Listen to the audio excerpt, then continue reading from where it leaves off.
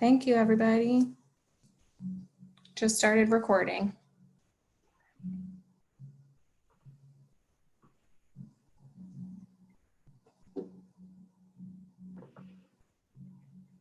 Am I starting? Mm-hmm. Okay. Hello, everyone. Welcome to the Resume Clinic. Sorry. Thank you so much for taking the time out of your day to learn a little bit about how to write an effective resume. So we are going to get started.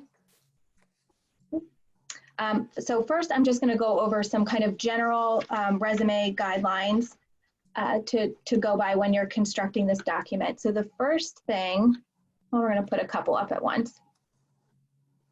So the first thing to remember is that this is a marketing document. So just like any other marketing tool, you want to make sure that you are highlighting the most attractive features of yourself, or if you're marketing a product, it's the most attractive features of a product.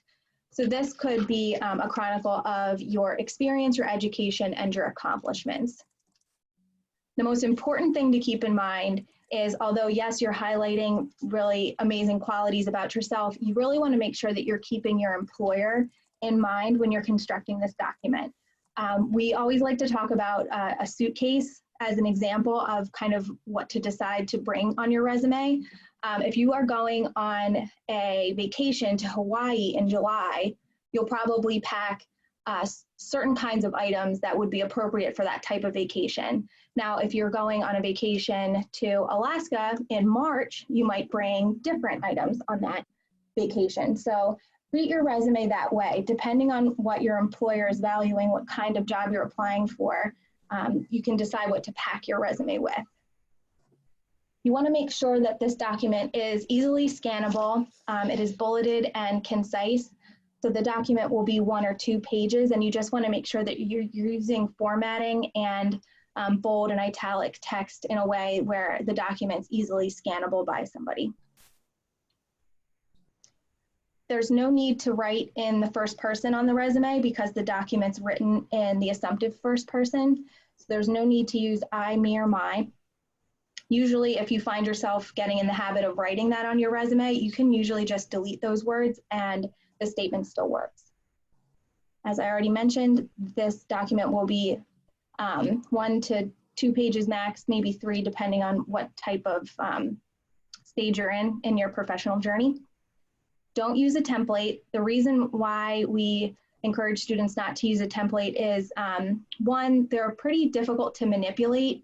So it might work really nicely with a certain amount of information, but if you have to add one more thing, you might spend more time being frustrated by manipulating the template than actually writing that information on the resume. A lot of templates don't use space really well, so you're, as I like to say, wasting space to elaborate on your awesomeness if you're using a template that kind of uses too much white space. And the last reason why we don't like templates is applicant tracking systems tend to not like them, so they might not recognize any of the text in the document depending on how the template's formatted. You want to be consistent with your formatting, so making sure margins are between 1/2 inch and 1 inch. You want to use a font that is crisp and consistent throughout the document, and select when you're using bold and italics. So for example, if you write your first experience on your resume and you bold your employer's name, make sure that you bold the employer names throughout the entire document. And maybe if you get into your volunteer experience, you might volunteer this, or you might bold the site that you volunteered at. And if you use italics for your title, just use italics throughout the document when you're referring to your title. These next 2 slides are just really quick resume examples, kind of like looking at the document as a whole. So as you can see here, this is a 1-page example. It's using bold and italics appropriately.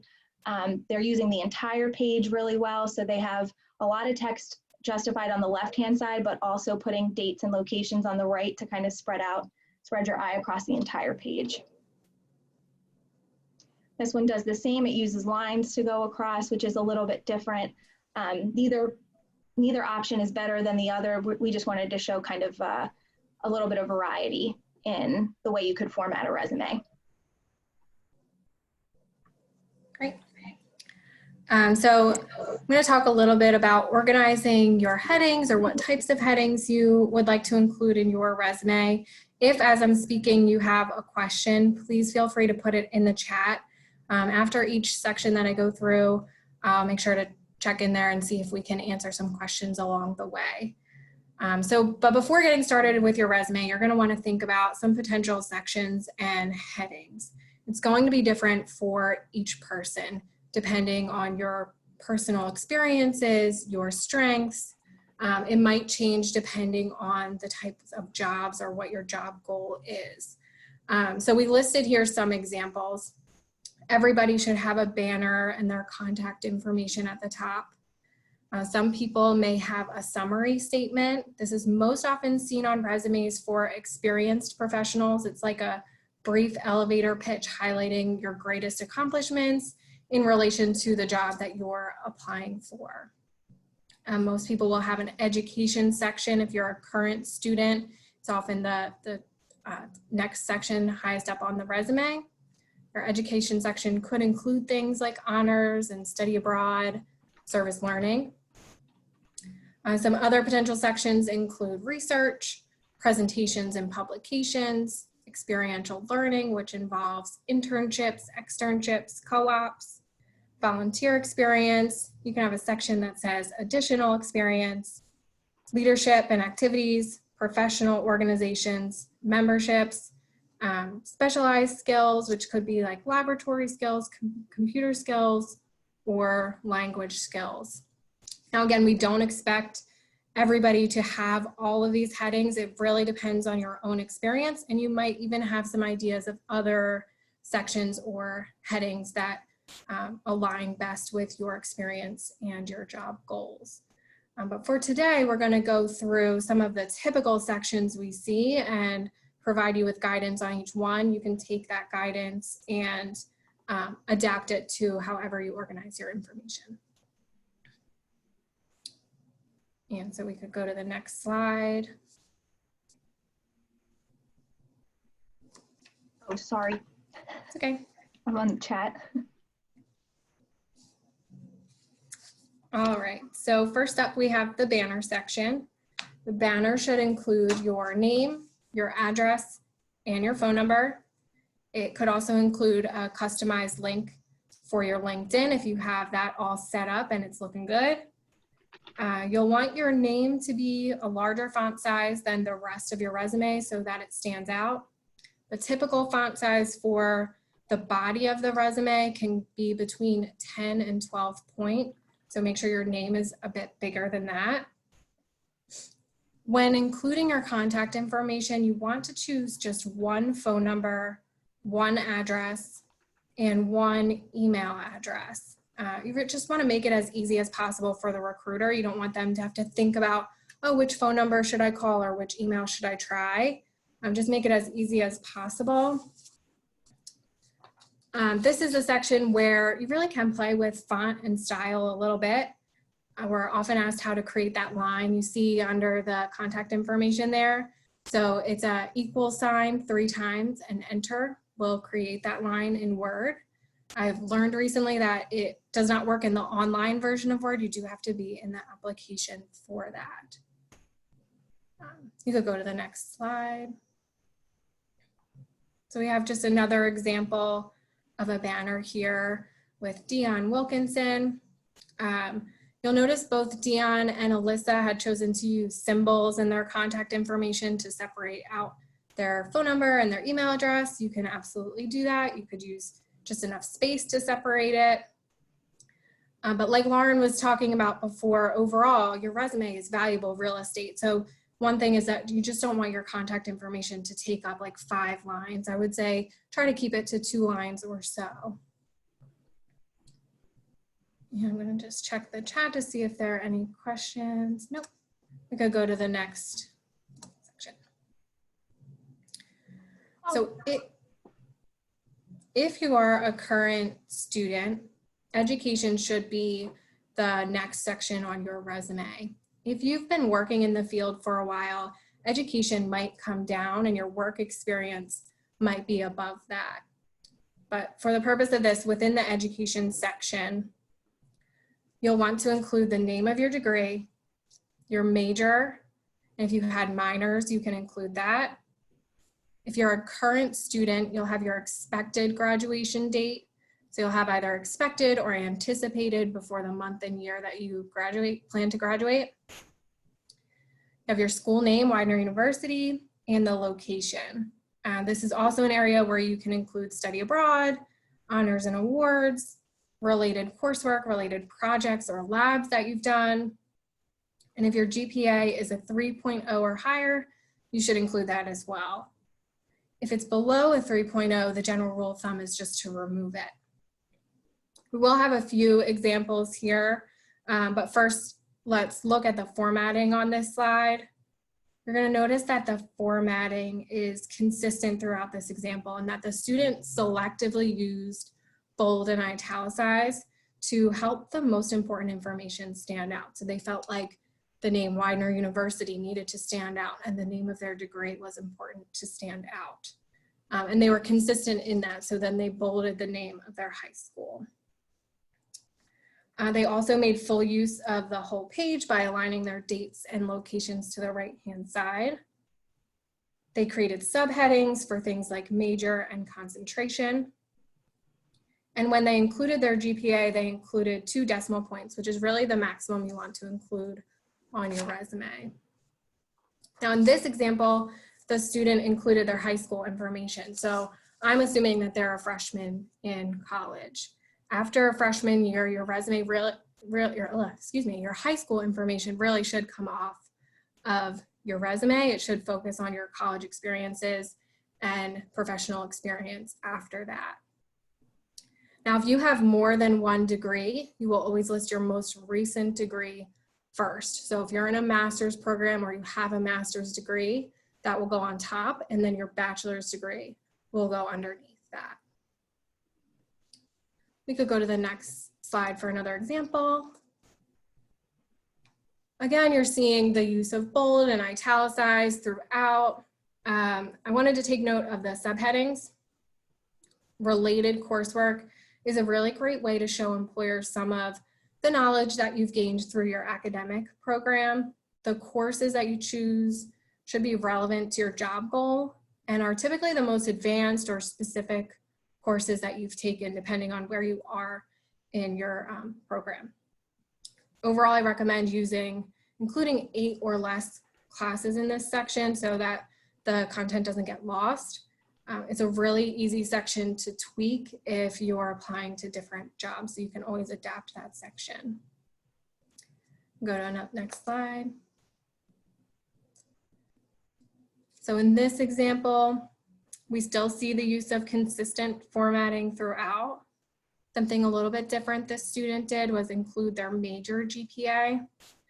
I recommend doing this when there's a significant difference between your major GPA and your cumulative GPA, and if your major GPA is significantly higher. So for example, if you're an engineering major and your overall GPA is a 2.8, but your major GPA is a 3.2, you might choose to include just your major GPA on the resume. This person also included relevant projects. I also think this is a great way to get some industry experience or knowledge onto your resume, especially if you don't have that work experience yet. Senior project is a great thing to include and highlight because it's a really intensive project that's typically very related to your job goal. If I were advising this student, I actually would have told them to put a little bit more information in there about their senior project. Where they have senior design capstone project, I maybe would have asked them to include the title there, or maybe what their role was in conducting the research. Could go to the next slide. All right, and this is our last education example. You're seeing a lot of the same things as in the previous slides. Something a little bit different is that they chose to expand on some specific classes that they've taken. Again, an option if you're looking for ways to include some specific content that you've learned in a class on your resume. I saw this recently with some criminal justice students who wanted to highlight that they knew about the criminal justice system while they were applying for their internships. All right, so I'm going to check the chat to make sure there are no questions related to education, then I'm going to turn it over to Lauren. Nope. Great. Okay. We did have a question earlier about if the slides would be available. And so I just wanted to let everyone know that we are going to post this on our My Widener, I think. But we'll email this group when we've determined exactly where this is going to go so that you'll have access after this moment in time. Okay, so now we are going to break down your experiences. So it's important to remember that all of your experience counts. As you see in the education section, Kelly was outlining certain projects that students have been involved in that go on the resume. A lot of times people think that just because you didn't get paid for something, it doesn't count, it doesn't get to go on the resume. That's not the case at all. You can include volunteer experience that you weren't paid for, experience from your classes, and obviously work that is paid part-time or full-time. You want to lead with experience that is most directly related to your chosen field. So maybe you have done, maybe you're a nursing student and you volunteered at a retirement community playing bingo. That is not going to be a work experience because you volunteered, you didn't get paid. So maybe right underneath of your education, you should place your volunteer experience before getting into your work experience, which might not be as directly related at this point in your journey. You can include research projects, service learning, internships, volunteer. I already went over that. When you're explaining your work experience, you don't want to forget that a lot of your experience does count for transferable skills. So although you might be an engineering student and you might be working as a lifeguard or a waitress, you want to think about those experiences that aren't directly related and think about the transferable skills that you are using in a job and highlight only those skills on the resume. Because again, it's important real estate. You don't want to take up too much space highlighting your ability to swim really well if you're not going to swim, if you're not going to have to swim for a living. You might want to highlight your ability to stay calm under pressure or critically think through situations if we're using the lifeguard example. Another thing for some of our more seasoned people that are in our call, if you are looking for a certain job and let's say that you've been at a company for 15 years and you've done a lot, like you've lived your life there for 15 years. So you have a breadth and depth and a lot of different experiences, but you're at a point now where you're looking for a job that you really want, right? It's in line with who you are as a person. And so you want to make sure that maybe although you've had a lot of experiences in your next professional move, maybe there are some experiences that you wouldn't want to spend your whole day doing. So when you are writing your resume, let's say, for example, you've been supervising people for the last couple of years and that really hasn't been your jam. Maybe in your resume, you don't focus on your ability to manage people, but you focus on your ability to manage projects or think creatively, because in your next role, those are some skills that you're hoping to use a little bit more. So again, this is like the suitcase, right? We're only packing the information that our future employer is going to be interested in. In your experience sections, you want to make sure that you're listing your experiences in reverse chronological order. So that's the most recent experience comes first. So if you've had 3 professional jobs, your most recent one comes first. Same deal with volunteering or leadership. The organization that you have most recently volunteered for goes to the top. We want the resume to be easily scannable. So typically 2 to 6 bullet points per experience is a good rule of thumb. You don't want to go on and have 15 bullet points under one experience because, not to sound harsh, but somebody's not going to read that. You want it to be small enough and digestible enough for someone to read pretty quickly. If you're sitting there and you're like, well, Lauren, what do I write about then? I have no clue. I did all of this stuff, but I'm not exactly sure what employers are going to care about or are going to value. You can start by looking through this list. So this is a list that is compiled, collected, assessed by NACE, which is the National Association of Colleges and Employers. So NACE did research as talking to employers that hire individuals, and these 8 competencies, we added initiative at the bottom of this one as well, are competencies that, or skills that employers value in workers. So critical thinking, problem solving, written communication, leadership, career management. If you're thinking about your experience as a waitress and you're like, oh, I'm not sure what I should write about this because I'm not sure what an employer would value, start here. Think to yourself, how did I communicate well in this position? How did I work with the team well in this position? And most likely, an employer will find interest in these core competencies or core skills.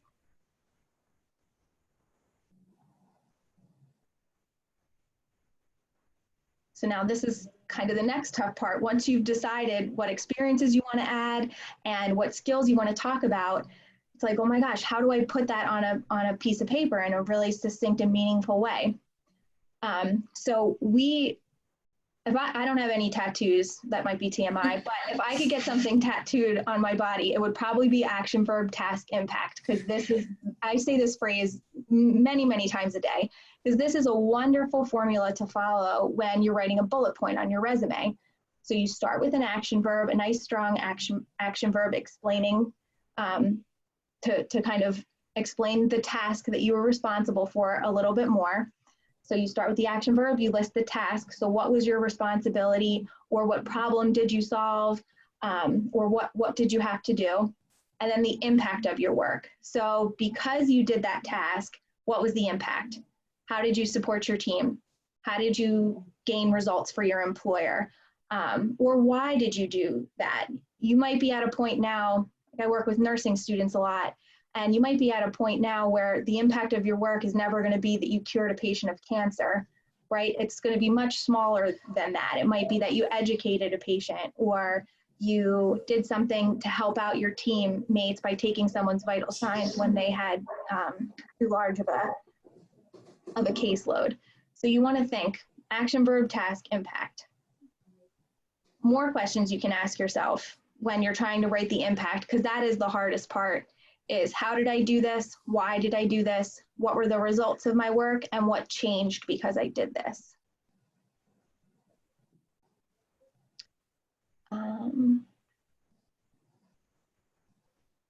The tip here, if you were to just write the action, verb, and the task, your resume would sound a lot like a job description. So this part here, the impact and the results, this is going to explain how Tracy did her job more uniquely, or how Rosetta did her job more uniquely than someone else who has that same job title. Did I forget anything, Cal? No, I think that's good. One of the tips that I like a lot is to ask yourself, so what, after each bullet point, and to include the answer to that. Thank you. This is a super fun list of action verbs. This link will take you to the PDF that's on the internet where we found this list of action verbs. It's two-sided, which is wonderful, and it actually is categorized by skill. So there's leadership action verbs, communication action verbs. So when you get the PowerPoint, you can click on this link, or if you're free right now, you can just Google action verbs. It's the first PDF that comes up. We really enjoy this list. I'm all about trying not to think as much as I can, so having a list of action verbs helps with that. All right, so the next two slides are just a couple of examples of how to maybe elaborate on some bullet points to make them a little bit stronger. So the first one, serve as research assistant to biology professor. So, okay, we're starting with an action verb, serve. What did you do? What was the task? You served as a research assistant to a biology professor. Maybe this could be the impact, but it's not as strong as it could be. So here is another option for explaining the bullet point above. Researched relevant primary articles, formulated hypotheses, created methods, and constructed new testing arenas. So what did you do? You did some research here. And what was the impact of your work? It's really the rest of this statement. It's kind of explaining all of the areas of research that you have experience with. And it shows that you understand the research process. Here's another example, served customers food. Okay, that sounds a lot like a waitress. But let's see how this example did this task a little more uniquely. Met the needs of up to 40 customers per shift by accurately documenting orders, answering inquiries, and managing time so food was delivered according to schedule. That paints, it's a little long, but it paints the picture a little bit more for the employer, and it shows that this person can time manage really effectively to meet the needs of a lot of people.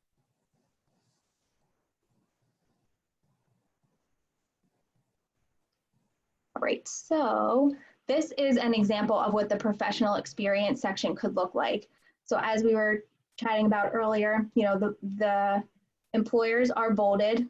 This person's title is italicized. We're using the entire page, and we're using 2 to 6 bullet points per experience to highlight your skills and strengths using that action, verb, task, impact outline.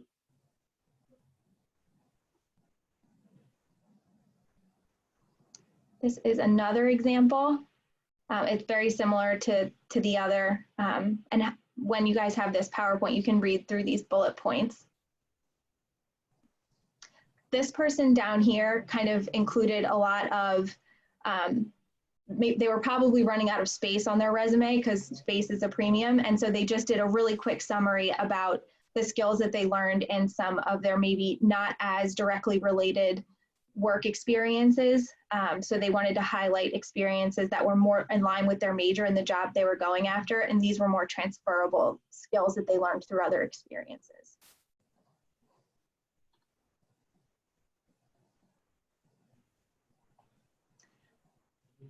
Work experience is a wonderful title to use when you're listing your professional experiences, but you can get even more specific with that title.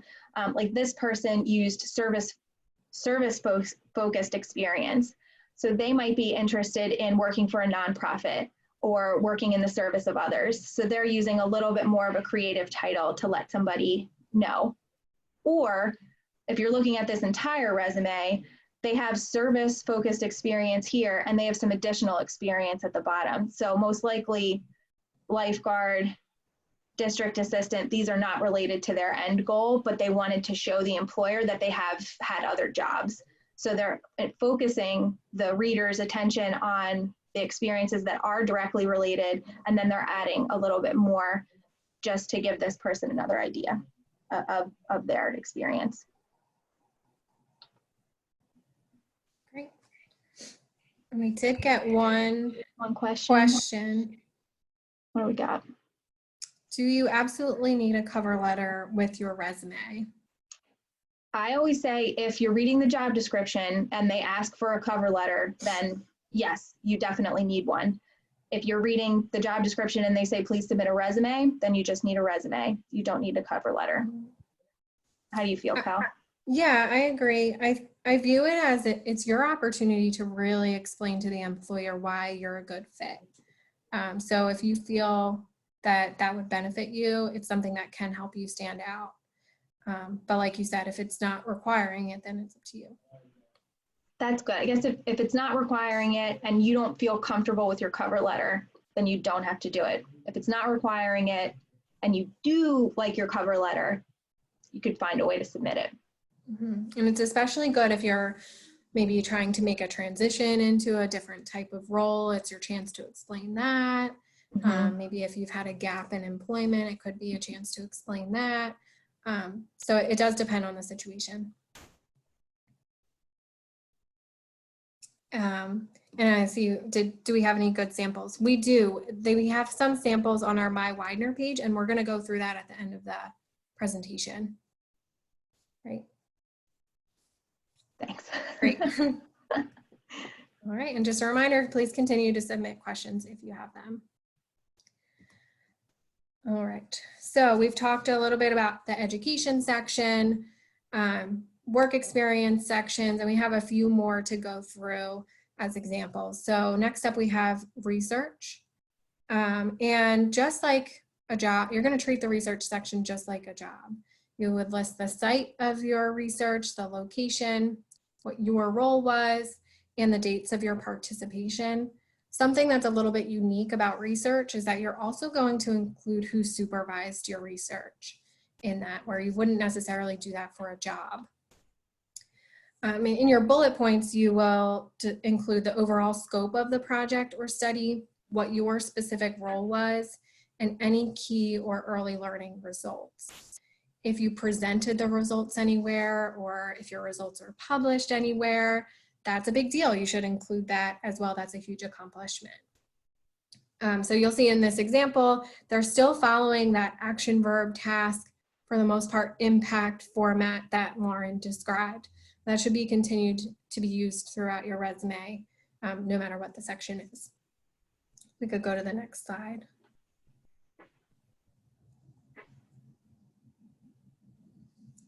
This next example follows similar principles. I wanted to point out, just like in the work experience section, how they formatted their headings here. So although their work in the biology department is more recent, they maybe wanted their research experience to stand out even more than that. So they have their research experience and then additional experience separated, so that my eyes went first to their research experience before their current work experience. They may be seeking a research position. All right, keep going. So the next two sections we have are leadership and activities and volunteer work. And for the most part, you're going to continue to follow similar guidelines again. However, you might be more selective in what you choose to highlight in great detail. Leadership and activities can include things like sports that you're a part of, campus organizations. If you've participated in the OSCIN leadership workshops, you might include those.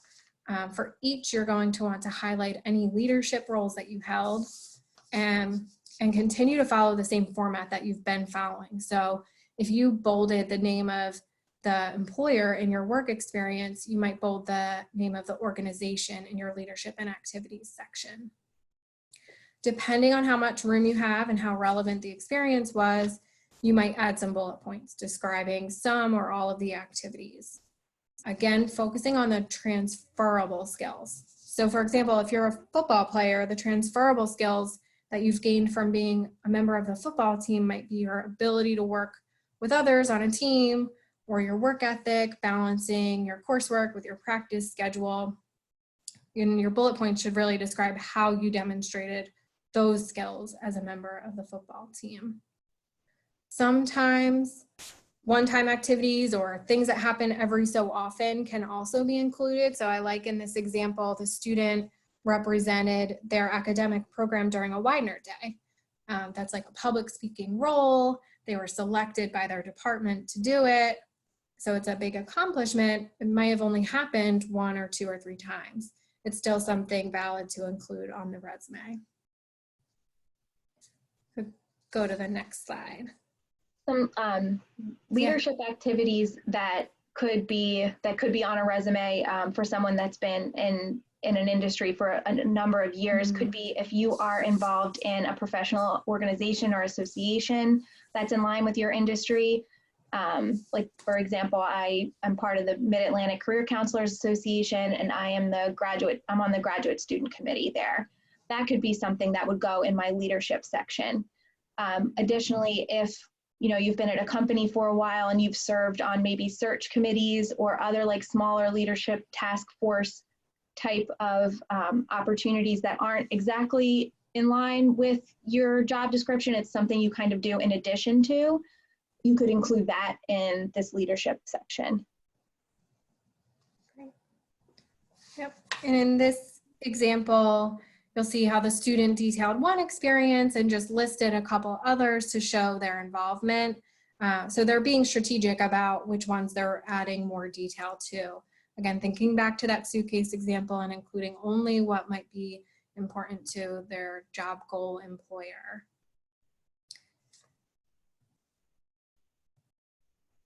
And this slide has 2 different examples listed on it. In one, they just listed what they're involved in. They didn't want to detail it, and that's okay.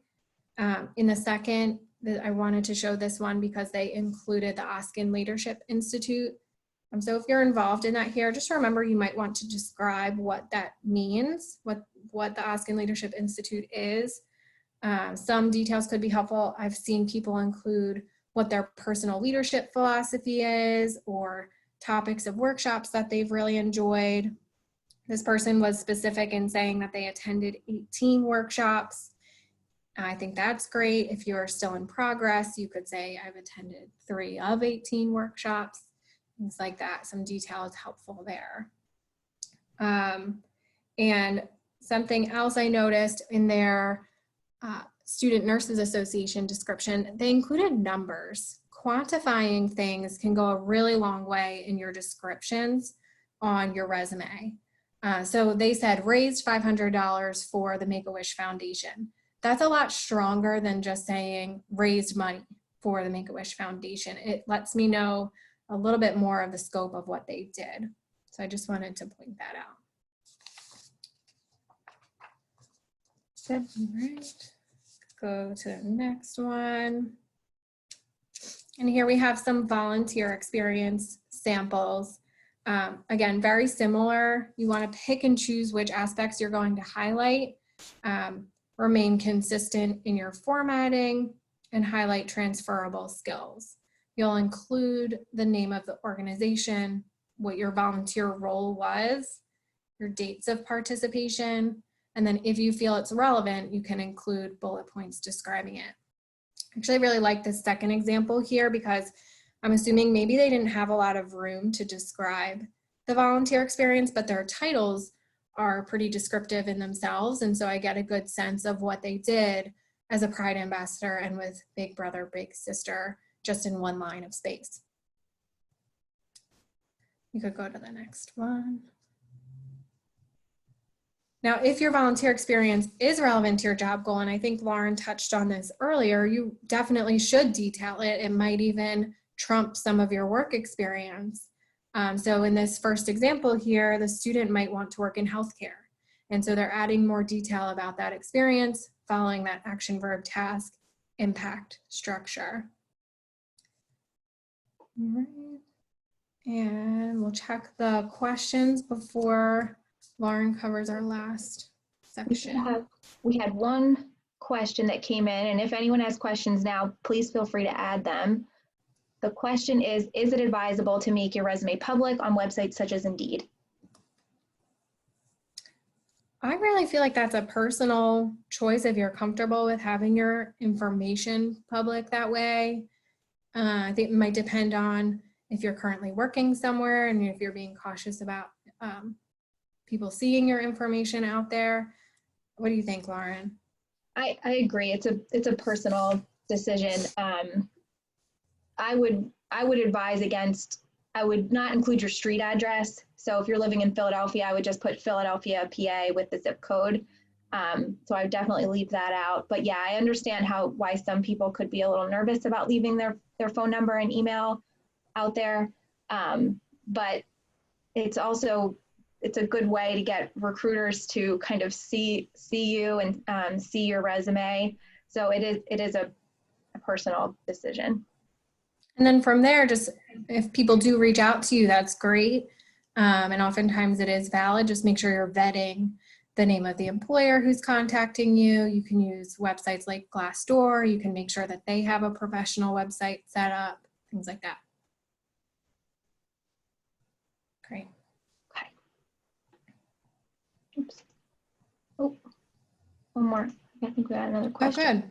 Indeed Okay. doesn't show your email or phone numbers unless you apply for a job. Nice.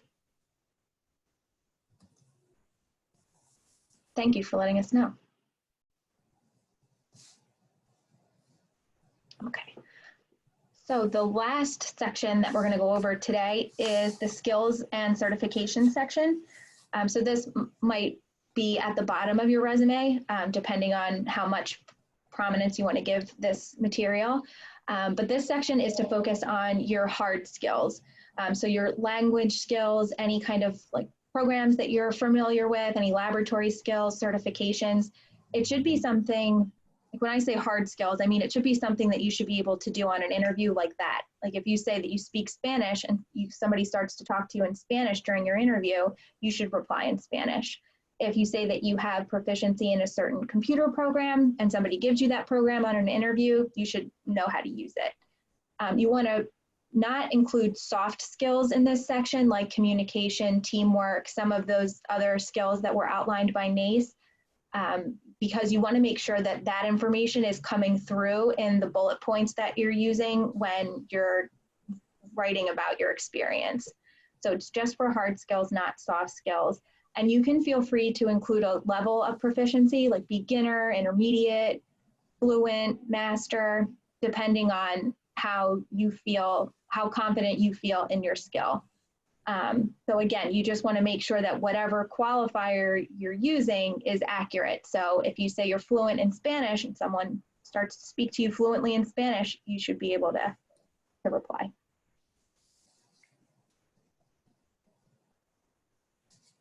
These are just a few examples of how you could organize this section. So this first example here, this person is being more specific about the type of skills. So this is their computer skills. And then they are explaining their level of ability in the programs that are following. So proficient in Word, Excel, and PowerPoint, and intermediate in Adobe, Photoshop, and Google Sheets. This one here is a skills section, and they are categorizing their skills in different ways. So laboratory skills, language skills, computer skills. And the bottom example is pretty similar to the one in the middle. So again, we're categorizing our skills and explaining how much we know or how comfortable we feel with a certain program or language.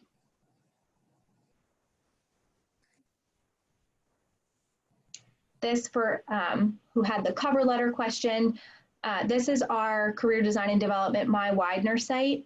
So we have videos about cover letter creation, cover letter examples, and then more guides to help you write resumes and cover letters on our My Widener. So you would just go to Design and Development and click on Professional Preparation. This will give you access to resumes, examples, cover letter examples, and more guides to help you create these documents. We also have a section which isn't shown in this screenshot for grad students. Oh, it's here, sorry, graduate students. So there are more graduate level examples in that section as well. I'm gonna see if I can put the link to that in our chat box real quick. Go for it. So although we are remote, we are still here for you guys. So you can schedule appointments with our office by emailing careers@widener.edu, and you'll be put in touch with your career counselor. We help students and alumni one-on-one go over resumes and cover letters, explore careers, develop job search strategies, develop develop interviewing strategies. And we are also continuing our weekly walk-ins. So just like when we were on campus, our walk-ins are Monday through Thursday from 1 to 3 p.m. But you'll need this Zoom link in order to access the counselor that is on duty at that time. So if anyone's bored tomorrow between 1 and 3, it's me. Come see me. All right. Great. Any questions? Was that you, Kel? Mm-mm. Okay. Any questions for the good of everyone? Kelly and I we're going to stop the recording, and then we'll be hanging out in Zoom if anyone has kind of like individual questions they want to ask.